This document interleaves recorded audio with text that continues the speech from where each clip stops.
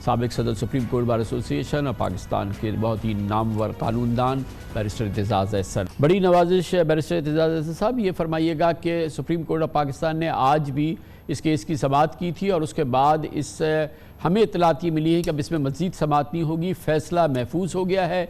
इस दौरान अपोजिशन और PDM की हुकूमत के लोगों के दरमियान एक मुज़ाकरात का दौर भी मुकम्मल हो गया है, लेकिन सुप्रीम कोर्ट ऑफ पाकिस्तान बज़ाहिर ऐसा लगता है कि इस मुज़ाकरात को बहुत गौर से देख रही है और जो फ़ैसला आएगा शायद वो इन मुज़ाकरात के नताइज से शायद मुंसलिक हो। ये तो अब नहीं कहा जा सकता। अगर सुप्रीम कोर्ट ने अपनी निगरानी इस प्रोसेस से, इस अमल से, मुज़ाकरात के अमल से हटा ली है, तो क्या ये मुज़ाकरात आगे जाएंगे, कुछ चलेंगे भी कि नहीं? क्योंकि दोनों पार्टीज की पोजीशन तो रिजिड है और दोनों इस ख्याल से, मेरा ख्याल है, इसमें मुज़ाकरात में मुलव्वस हुई नहीं थी कि सुप्रीम कोर्ट ने उनके मुज़ाकरात के नतीजे से कुछ अखज़ करके और फैसला देना है। लेकिन अगर आप कह रहे हैं मुझे इसका इल्म नहीं, मुझे ये कोई सुप्रीम कोर्ट का ऑर्डर अभी तक टीवी या किसी मीडिया के जरिए तो नहीं पहुंचा, मेरी निगाह में किसी के पास पब्लिक नहीं हुआ कि वो क्या सुप्रीम कोर्ट ने ये ऑर्डर कर दिया है कि judgement is reserve and we shall issue the order in due time. ये तो ऐसा मुझे तो नहीं कोई तो मगर आज जो समाअत हुई इत्तेज़ाज़ साहब, उसमें आपने देखा कि एक बार फिर गो के सुप्रीम कोर्ट का जो ऑर्डर था जिसमें कि बज़ाहिर हुकूमत के पास अब आखिरी मुद्दत थी कि वो जो रकूम चाहिए वो जमा कराएं इलेक्शन कमीशन ऑफ पाकिस्तान के अकाउंट पे, वो नहीं कराए गए। लेकिन सुप्रीम कोर्ट ने आज भी इस मामले बड़े तहम्मुल से काम लिया और इस सिलसिले में कोई तंबीही ऑर्डर या कोई तादीबी कार्रवाई का इंदिया नहीं दिया या कि नहीं की उन्होंने, और एक बार फिर कहा कि हम चाहेंगे कि आप लोग बातचीत करें, मुज़ाकरात करें, और हम आपसे नहीं कहते कि आप कब करें या ना करें, लेकिन इस तरह से मसले का हल निकले तो बेहतर है। बहरहाल सुप्रीम कोर्ट जो थी एक बार फिर बहुत रिस्ट्रेंड थी अपने रिस्पांस में। अरे रिस्ट्रेंट की है तो वो अब मालूम नहीं किस तरफ जाता है मामला और उनकी रिस्ट्रेंट से क्या मकसद है। तो वो समझते हैं कि बस सुन लिया इनको और इनमें आपस में इत्तेफाक हो सकता है।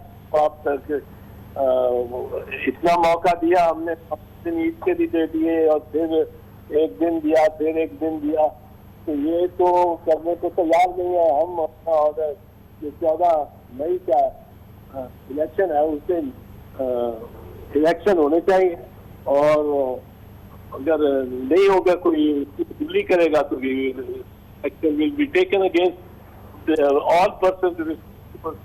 और वो क्योंकि इस तरह तो नहीं कर सकती सुप्रीम कोर्ट कि 14 मई के ऑर्डर को भी तहलील कर दे और कुछ उसकी उसके अमल दरामद के लिए इफेक्टिव इकदाम भी ना उठाए। ये आपने जो बताया, आपकी जो इत्तला है, मैंने ये टेलीविजन पे किसी ये हमें हमारे जो कॉरेस्पॉन्डेंट हैं वो बाखबर कॉरेस्पॉन्डेंट हैं, उनकी ये इत्तला है जो सुप्रीम कोर्ट से उनको मिली है कि अब इस सिलसिले में शायद बाकायदा मज़ीद समाअत नहीं होगी और अब शायद इसका हतमी फ़ैसला आएगा। मगर जैसे भी आपने अर्ज़ किया बैरिस्टर साहब के सुप्रीम कोर्ट का फ़ैसला है, 14 मई की डेट है। आज इसको रिकॉल भी किया चीफ जस्टिस ऑफ पाकिस्तान ने, अटॉर्नी जनरल को याद दिलाया कि इस सिलसिले में हम तारीख़ दे चुके हैं। वो तंबीही लहजा था और वो बहुत ज़ोर दे के याद दिलाना चाह रहे थे कि सुप्रीम कोर्ट इस मामले में तारीख़ दे चुकी है। गोया कि इस मामले पे कोई मज़ीद कोई चेंज, फ्लेक्सिबिलिटी, लचक की तो ऑब्वियसली कोई गुंजाइश नहीं। आज सुप्रीम कोर्ट ने फिर बावर कराया ये। फिर 14 मई को इलेक्शन करवाएगा सुप्रीम कोर्ट, फिर इलेक्शन करवाएगा सुप्रीम कोर्ट। क्या कराएंगे, तलब करेंगे किसी को या ट्रैक पे, ये तो उन्होंने सुन लिया सब। अब वो ये है कि वो किस्सा कराते हैं, वो अपने उसको इलेक्शन कमिश्नर को बुला के कहेंगे कि आप अपनी पूरी प्रोसेस पूरी जारी रखो, जिसपे खर्चा नहीं हो सकता उस पर आप वो तो करो जो नॉर्मल आपकी स्पेस है, और जो आपके पास फंड है उनको रीएलोकेट करो, और ये this is a constitutional duty and constitutional imperative, तो ये तो आपको करना पड़ेगा। और उनके साथ जिन्होंने इसमें रुकावट डाली है, court will pay will deal with them, court इससे पीछे तो नहीं हट सकती फिर 14 मई।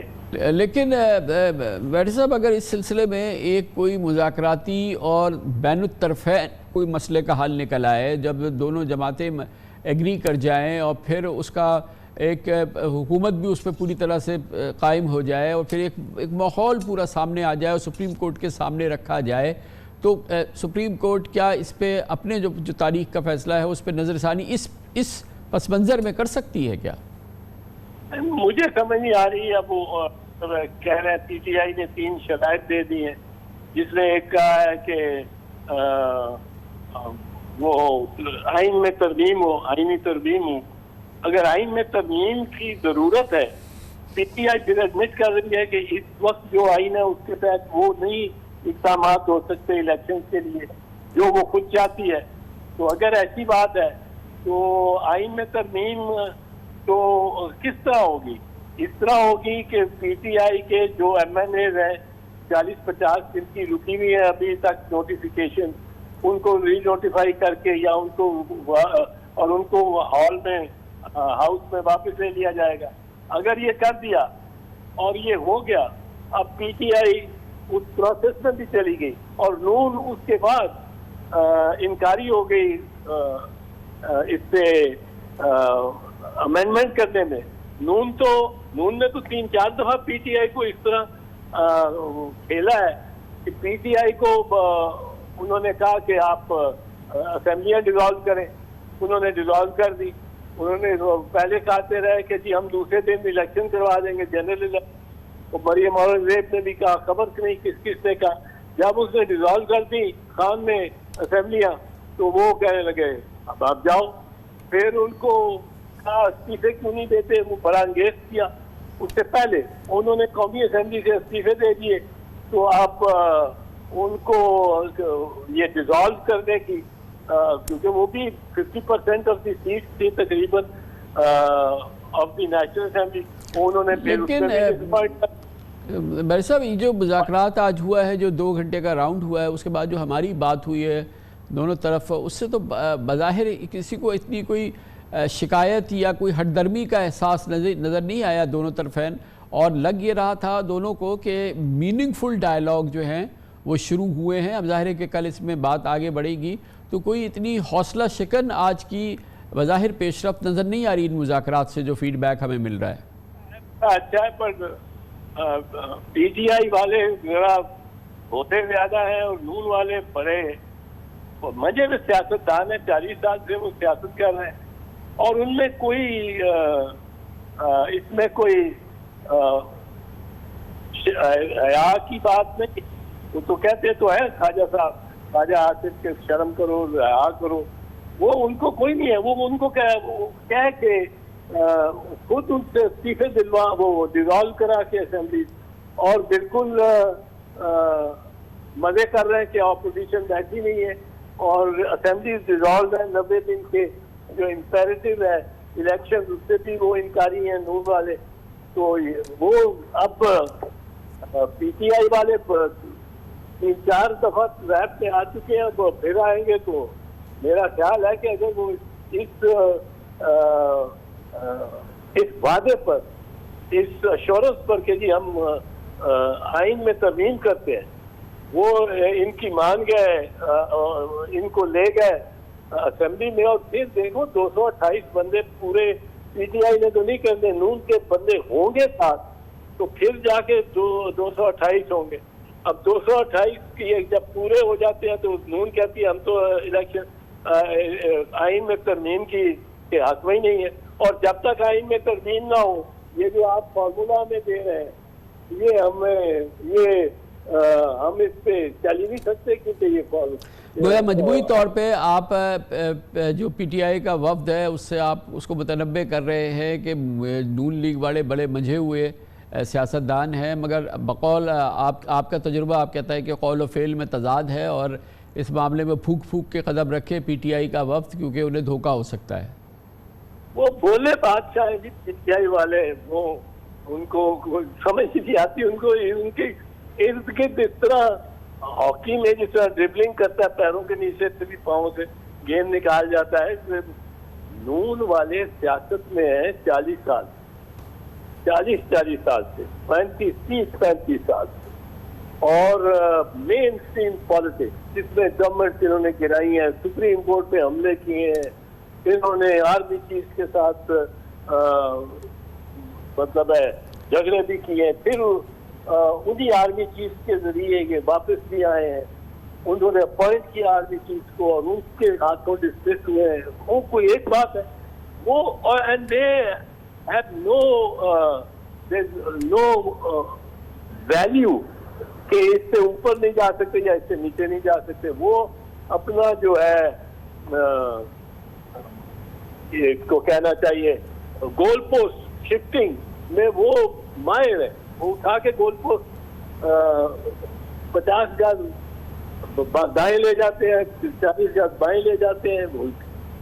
तो आई डोंट नो, मुझे तो इसमें कोई इतनी उम्मीद नहीं लगी। और अगर सुप्रीम कोर्ट ने, जैसे आप कह रहे हैं, इससे अपनी एक लाख ताल्लुकी मुज़ाकरात से कर दिया है, तो फिर तो कोई मुज़ाकरात नहीं होते। फिर इन्होंने किस बात के मुज़ाकरात करनी है? What is the common? फिर यही है कि ये कतई तौर पे ये इजहार नहीं किया है हमें, जो हमें इल्म है कि ला ताल्लुकी का इजहार किया, बल्कि ताल्लुक आज इस सिलसिले में जो ऑर्डर आना था या फैसला आना था वो इसीलिए नहीं आया है हमारी इत्तलात के मुताबिक, क्योंकि सुप्रीम कोर्ट की गहरी निगाहें हैं इस मुज़ाकरात पर, वो इसके नताइज पे उनकी निगाहें मरकूज़ है। ये तो बिल्कुल इसमें ला ताल्लुकी नहीं है, बल्कि ताल्लुक गहरा है। नहीं, ताल्लुक मुझे इसकी आपकी बात की जो आपने पहले फरमाई, फिर जो आप फरमा रहे हैं, कोई या आपके जो रिपोर्टर हैं जो रिपोर्ट कर रहे हैं एटीट्यूड ऑफ द कोर्ट, उसकी समझ नहीं आई कि एटीट्यूड कोर्ट 14 मई को इलेक्शन भी कराना है कोर्ट ने, ये कराना है उसको कोर्ट को 14 मई के लिए अगर इलेक्शन कराना है तो ये जो वोटर लिस्ट है वो जिसने दरखास्त देनी है, नहीं दी होगी दरखास्त किसी ने, पर वोटर लिस्ट भी वो निकालेंगे कैंडिडेट, और वो कैंडिडेट को वोटर लिस्ट चाहिए होगी ओवर द वोटिंग डे।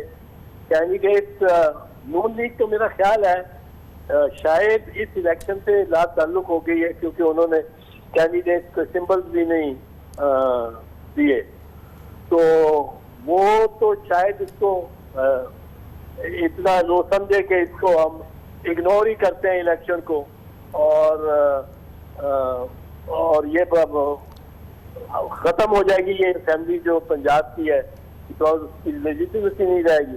लेकिन अगर लोगों ने पार्टिसिपेट कर दिया हुआ, लाइनें लंबी लग गई और वो नजर आ गया कि वोटर काफी 40-50% टर्नआउट हो गया, फिर नून को बड़ा इसका नुकसान भी होगा। लोग नए कैंडिडेट आ गए होंगे, नए चेहरे आ जाएंगे और वो सिस्टम से इनके चेहरे जो है मोबाइल रह जाएंगे। जी सर, तो उनके लिए भी ये प्रॉब्लम है। अब और कोर्ट की ये प्रॉब्लम है कि कोर्ट ने 14 मई को कराना है इलेक्शन, अगर वो अपना एक भरम रखना चाहते हैं तो ये नहीं हो सकता कि सुप्रीम कोर्ट चाहे 14 मई को इलेक्शन हमने फिक्स किए हैं और चीफ इलेक्शन कमिश्नर क्या है कि मेरे पास पैसे नहीं है और मैं नहीं कर सकता। वो तो फिर सुप्रीम कोर्ट को करना पड़ेगा। और जजेस में जो फासले ज्यादा थे वो जरा कुछ कम हुए हैं। ये कुछ स्पीचेस जो बड़ी अग्रेसिव और राना सनाउल्लाह का कि हम 3 जजेस मुस्तलब करेंगे, ये जजेस कोई भी तकसीम के इस पार हो या उस पार हो नहीं बर्दाश्त कर सकते। दूसरी चीज, उनमें ये जो इन्होंने ऑडियो टेप दी है इस जस्टिस की मुबैना तौर पर जो खास है उनकी आवाज में और उनकी शैली की, इससे ये जाहिर हो गया जजेस कि इस वक्त वायर टैप जो गवर्नमेंट कर रही है वो उनके हर रिश्तेदार को कर रही है, और डेडिकेटेड लाइंस उनके लिए उनकी वायर टैपिंग कर रही है कि वो साथ अगर 24 घंटे में 3 मिनट उसने वो रेलेवेंट बात की है जो इनके लिए रेलेवेंट है, तो वो रिकॉर्डेड है और वो उसी दिन वो निकाली जा रही है। तो गवर्नमेंट इज वायर टैपिंग, और whichever अदर इंस्टीट्यूशन अगर कोई है, कोई इंटेलिजेंस की इंस्टीट्यूशन है, तो वो आखिरकार bus stop the prime minister, prime minister के तो। और वायर टैपिंग पे तो बड़े हमारी गवर्नमेंट बीबी की शहीद की जो गवर्नमेंट 1996 में 6 नवंबर को फारूक लगारी ने डिसमिस किया था, एक इल्जाम ये भी था कि वायर टैपिंग की है of people and important prominent personality, सिर्फ जजेस वजेस नहीं, इम्पोर्टेंट प्रोमिनेंट पोलिटिकल पर्सनैलिटी। तो ये तो मतलब है ये भी बड़े जी हाँ रेकलेस गेम खेलते नून वाले। बहुत बहुत शुक्रिया बैरिस्टर एतजाज अहसन साहब हमारे साथ मौजूद थे।